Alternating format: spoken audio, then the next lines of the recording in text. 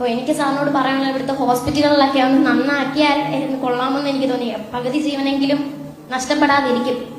അതാണ് എനിക്ക് സാറിനോട് പറയാനുള്ളത്.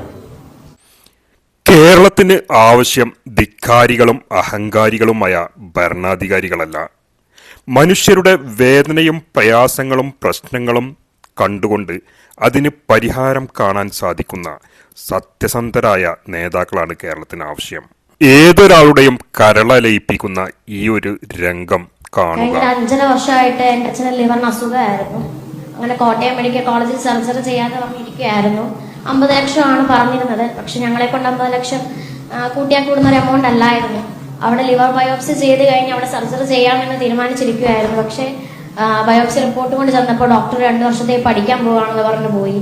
പിന്നെ എന്ത് ചെയ്യണമെന്നറിയാതെ ഞങ്ങൾ നിൽക്കുമായിരുന്നു. പിന്നുള്ളത് തിരുവനന്തപുരം മെഡിക്കൽ കോളേജാണ്. അവിടെ ചെന്നാലും രോഗികളെ തറയെ കിടക്കേണ്ട അവസ്ഥയാണ്. വേണ്ടത്ര കാര്യത്തോടെ അവർ നോക്കുന്നില്ല. ഞങ്ങളുടെ അനുഭവമാണ് ഞങ്ങൾ പറയുന്നത്. അങ്ങനെ ഞങ്ങൾ പ്രൈവറ്റ് ഹോസ്പിറ്റലായിട്ടുള്ള എറണാകുളത്ത് കൊണ്ടുപോകായിരുന്നു ഹാസ്റ്റലിൽ. ഈ കഴിഞ്ഞ ഡിസംബർ 26 എൻ്റെ അച്ഛൻ്റെ സർജറി കഴിഞ്ഞു. ഞാൻ എൻ്റെ 70% ലിവർ എൻ്റെ അച്ഛന് കൊടുത്തു. സർജറി സക്സസ്ഫുൾ ആയിട്ട് നടന്നു. പക്ഷേ പെട്ടെന്നുണ്ടായ കാർഡിയാക് അറസ്റ്റ് കാരണം ഈ ജനുവരി 30 എൻ്റെ അച്ഛൻ മരണപ്പെട്ടു. ഇപ്പൊ ഞാൻ ഇവിടെ നിൽക്കുമ്പോൾ ഏറ്റവും കൂടുതൽ സന്തോഷിക്കുന്ന എൻ്റെ അച്ഛനായിരുന്നു. ഞാൻ ജീവിച്ചിരിപ്പുണ്ടായിരുന്നെങ്കിൽ, ഈ സർജറി നേരത്തെ നടന്നിരുന്നു എങ്കിൽ, അതിനുള്ള ഒരു സംവിധാനം നമ്മുടെ കേരളത്തിലെ ഹോസ്പിറ്റലുകളിൽ ഉണ്ടായിരുന്നുവെങ്കിൽ ഇന്ന് എൻ്റെ അച്ഛൻ ജീവനോട് ഉണ്ടായിരുന്നതിന് ഒരു പക്ഷേ. എൻ്റെ അച്ഛന് വലിയ ആഗ്രഹമായിരുന്നു എന്നെ നഴ്സാക്കണം എന്ന്. അപ്പം എനിക്കൊരു ചേട്ടനാണുള്ളത്. അച്ഛൻ്റെ അസുഖത്താൽ ഞങ്ങൾക്ക് പഠിക്കാൻ മുമ്പോട്ട് പറ്റിയില്ല. ഞാൻ കഴിഞ്ഞ വർഷം എൻ്റെ പഠിത്തം നിർത്തി. എൻ്റെ ചേട്ടൻ അതിന് മുമ്പേ പഠിത്തം നിർത്തിയാണ്. ഞങ്ങളുടെ വീട് ഇപ്പോൾ ജപ്തി ഭീഷണിയിലാണ്. എൻ്റെ അച്ഛൻ്റെ സഞ്ചയനത്തിൻ്റെ അന്നായിരുന്നു എൻ്റെ വീടിൻ്റെ ജപ്തി ചെയ്യാനുള്ള നടപടികൾ തുടങ്ങിയത്.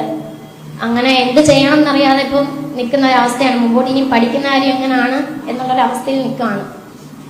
അപ്പോൾ എനിക്ക് സാറിനോട് പറയാനുള്ള ഇവിടുത്തെ ഹോസ്പിറ്റലുകളിലൊക്കെ ഒന്ന് നന്നാക്കിയാൽ കൊള്ളാമെന്ന് എനിക്ക് തോന്നി. പകുതി ജീവനെങ്കിലും നഷ്ടപ്പെടാതിരിക്കും. അതാണ് എനിക്ക് സാറിനോട് പറയാനുള്ളത്. പിന്നെ അമൃത പ്രദീപിനെ ഞാൻ എല്ലാവർക്കും വേണ്ടി പ്രത്യേകമായിട്ട് അഭിനന്ദിക്കുകയാണ്. മോള് +2 കഴിഞ്ഞിട്ടേ ഉള്ളൂ. പിതാവിന് 70% ലിവർ കൊടുത്ത ഒരാളാണ്. നിങ്ങൾ 2 കുട്ടികളും പഠിത്തം നിർത്തിയ 2 കുട്ടികളും ഒരു കാരണവശാലും പഠിത്തം നിർത്താൻ പാടില്ല. 2 കുട്ടികളും പഠിക്കണം.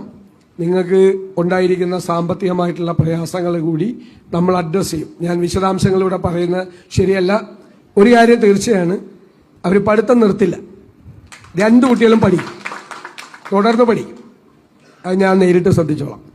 ബാക്കിയുള്ള സഹായങ്ങളെല്ലാം ആ കുട്ടിക്ക് ഇങ്ങനെ ഒരു കാര്യം ചെയ്തിട്ട് ആ കുട്ടി പഠിത്തം നിർത്തി വീട്ടിലിരിക്കാൻ പാടില്ല. അത് നമ്മളത് പരിഹാരം ഉണ്ടാക്കും, ഉറപ്പായിട്ട് പരിഹാരം ഉണ്ടാക്കും.